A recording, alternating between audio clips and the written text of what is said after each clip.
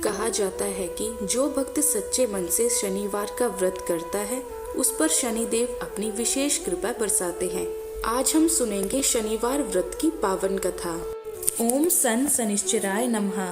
प्रिय श्रोताओं, आज शनिवार के दिन सुनिए शनि देवता की संपूर्ण कथाएं। एक बार एक ब्राह्मण देवता थे। उन्हें सपने में नीली घोड़ी पर सवार एक नीले कपड़े पहने व्यक्ति दिखाई दिए, जिसने कहा, हे ब्राह्मण देवता, मैं तेरे लगूंगा। यह सुनकर ब्राह्मण देवता घबराकर उठ बैठे। अगले दिन फिर यही सपना उन्हें दोबारा आया। अब तो लगातार यह सपना ब्राह्मण देवता को रोज रोज दिखाई देने लगा, जिससे वह परेशान हो गए और मारे चिंता के वह दुबले होने लगे। उनकी पत्नी ने कारण पूछा तो उन्होंने अपने सपने के बारे में बताया। ब्रह्म बोली, वे अवश्य ही शनि महाराज होंगे। अब की बार दिखे तो कह देना, लग जाओ, पर सवा पहर से ज्यादा मत लगना। उस दिन सपना आने पर ब्राह्मण देवता ने कहा, लग जाओ, लेकिन कितने समय के लिए लगोगी? तब शनिदेव जी बोले, 7 वर्ष का लगूंगा। तब शनिदेव बोले, तो 5 वर्ष का लग जाऊंगा। ब्राह्मण देवता बोले, यह भी मेरे लिए ज्यादा है शनिदेव। शनिदेव बोले, तो 2.5 साल का लग जाओ। ब्राह्मण देवता ने मना किया।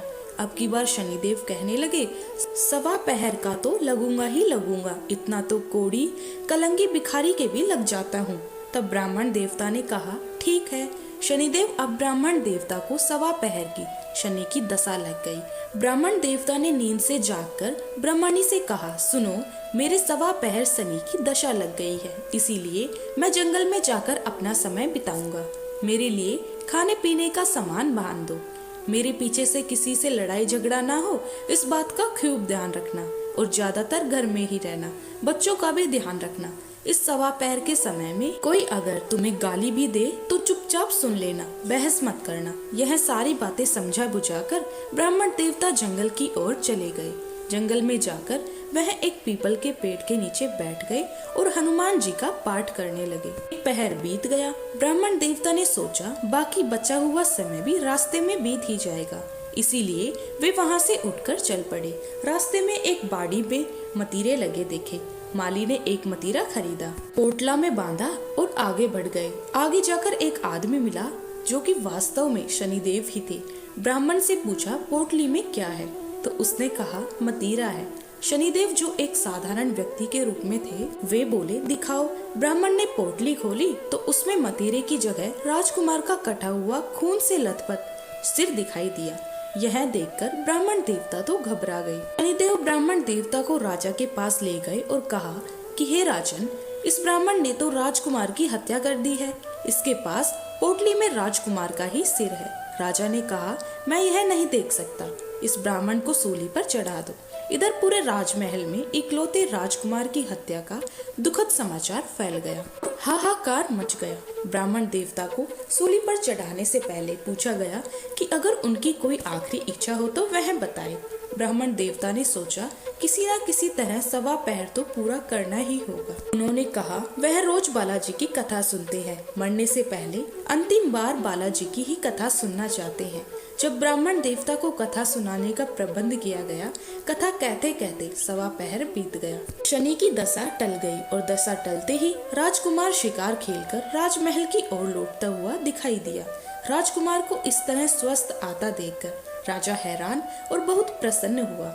लेकिन अगले ही क्षण राजा को एहसास हुआ कि उसने तो एक ब्राह्मण को सूली पर चढ़ाने का आदेश दे दिया था। वह ब्राह्मण तो निर्दोष है और किसी ब्राह्मण की हत्या का उस पर पाप लगेगा, दोष लगेगा। यह सोचकर राजा घबरा गया और उसने तुरंत घुड़सवारों को, सैनिकों को ब्राह्मण को आदर सहित वापस ले जाने के लिए भेजा। अब ब्राह्मण देवता को सूली से उतारकर राज दरबार में लाया गया तो राजा ने उनसे क्षमा मांगी और पोटली दिखाने के लिए कहा। अब की बार ब्राह्मण देवता ने पोटली खोली तो उसमें से मतीरा था।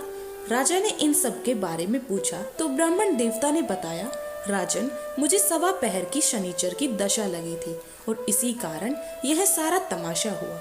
राजा ने पूछा, हे ब्राह्मण देवता, यह दशा कैसे टलती है? तब ब्राह्मण देवता ने कहा, राजा, यह सेठ के लगे तो काला हाथी या काला घोड़ा दान करे, गरीब के लगे तो पीपल की पूजा करे तब सांचा शनिश्चर कहिए, जाके पाँव सदा ही पड़िए। शनिदेव की कहानी सुने, तिल का तेल और काला उड़द का दान करे, काले कुत्ते को तेल से चुपड़ी रोटी खिलाए और शनिश्चर की दिशा उतर जाएगी।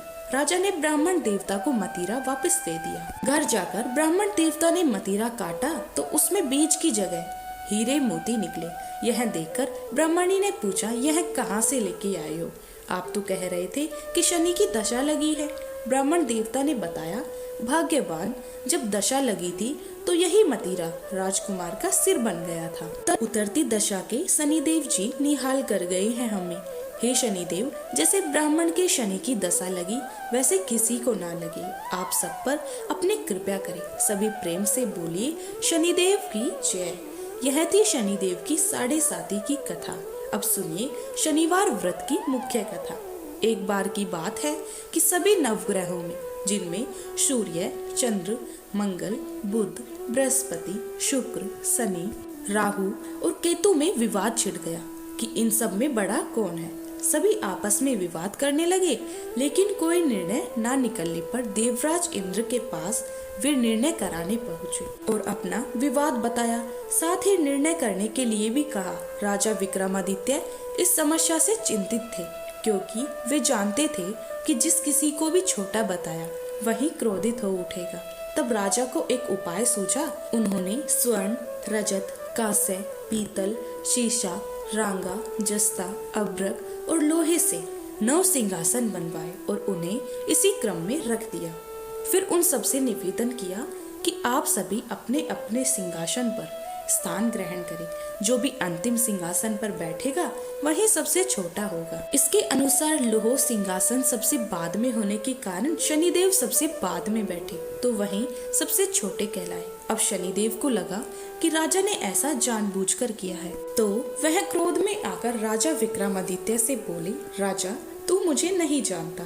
सूर्य एक राशि में 1 महीना, चंद्र 2.25 दिन, मंगल 1.5 महीना, बृहस्पति 13 महीने, बुध और शुक्र 1 महीने विचरण करते हैं, लेकिन मैं 2.5 से 7 साल तक रहता हूँ। बड़े बड़े का मेरे विनाश किया है।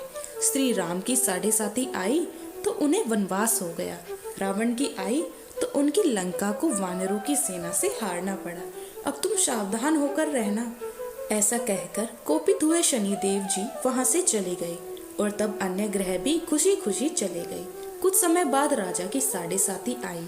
तब शनिदेव घोड़ों के सौदागर बनकर वहां आए। उनके पास कई सारे बढ़िया घोड़े थे। राजा ने यह समाचार सुनकर अपने अश्वपाल को अच्छे घोड़े खरीदने की आज्ञा दी।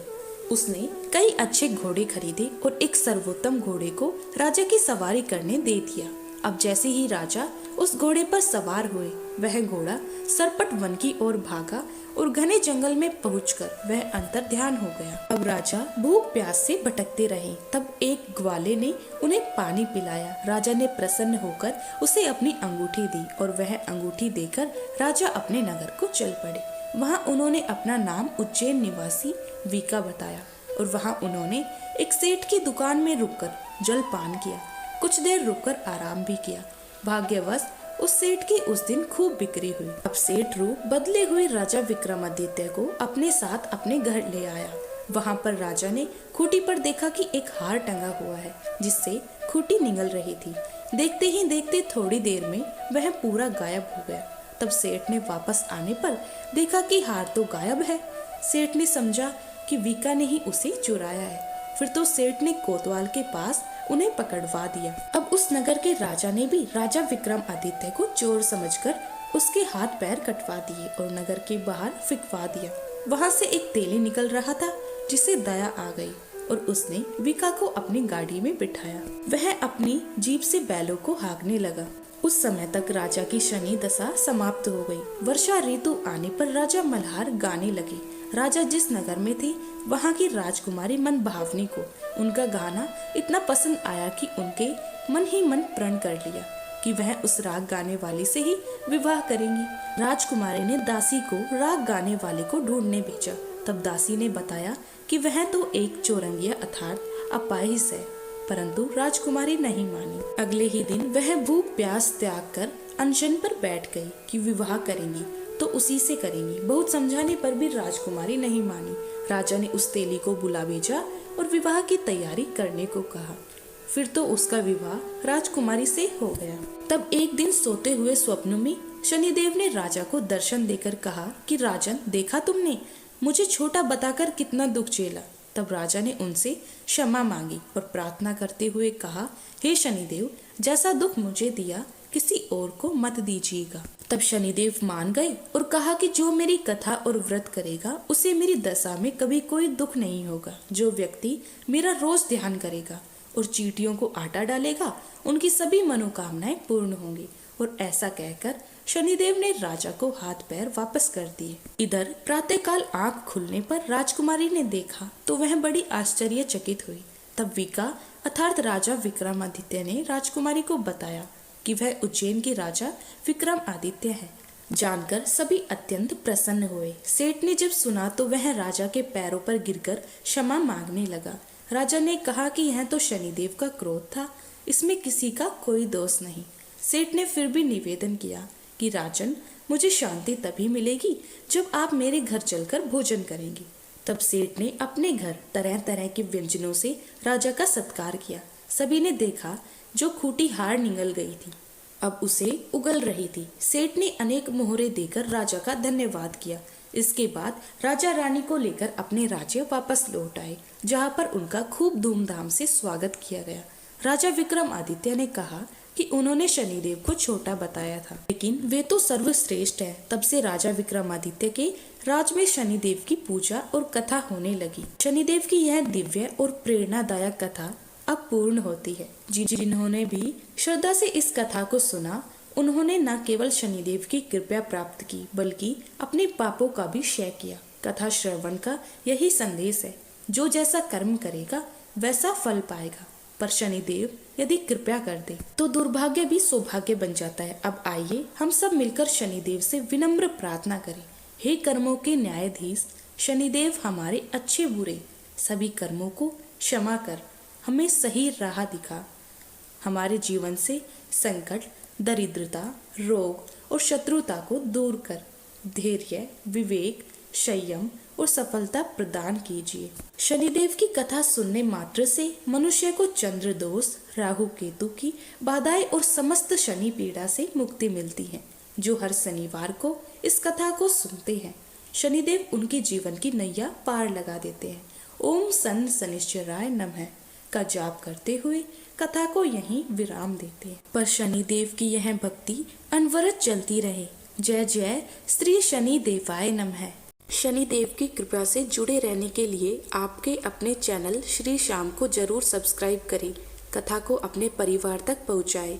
जय श्री शनिदेव।